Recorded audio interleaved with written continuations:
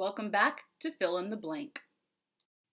Welcome back to Fill in the Blank. This is episode 14. Today is Heritage Paint It Up Day, and while I don't have any paint around, I do have this cool new jacket that this soccer team sold me, and the only Heritage t-shirt that I own, so I'm going to just try to dress it up Heritage today. Today on Fill in the Blank, I am not going to go over a new resource, just recap and review some of the favorites that I've shared so far, and of course I'll share a book with you too. The book for today is On the Come Up.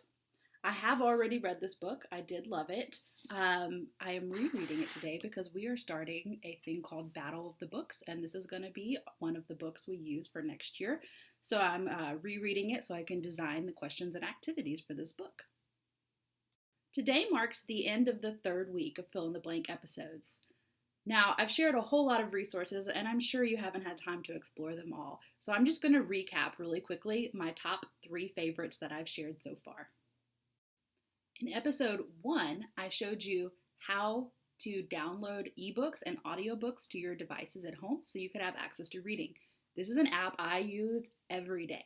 I listen to books constantly as I'm doing things around the house or exercising, and I read books on my phone many times as I'm laying in bed or at this point just laying around anywhere in the house because I haven't left in a long time.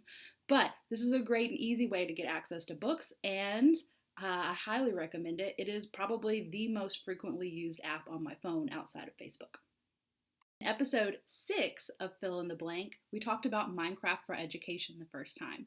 I will admit that I have played Minecraft almost every day of this break. It's an easy game that I can play long distance with my niece and nephew, who I haven't been able to see as we social distance. So I do recommend Minecraft. It's fun, but it also has a lot of educational elements if you wanted to mix some of that in there too. And lastly, in episode 10 of Fill in the Blank, I talked about a Learn to Code program called Scratch. That is a program I have been using for years and still go back and visit frequently. In fact, I'm going to recommend it for my robotics club so that they can practice their coding skills over the summer. I think our robotics team at White House Heritage might also use Scratch for their foundations of their coding. It's a great place to start when you're trying to think about learning to code, and it remains one of my favorite ways to teach computer programming. I kept it simple today. I did not introduce you to a new resource, but those are my top 3 that I would recommend. Overdrive through the Reads program at the public library, Minecraft for Education, and Scratch. Those are my top 3 that I have really enjoyed and love to share with people the most. Thanks for watching Fill in the Blank, episode 14.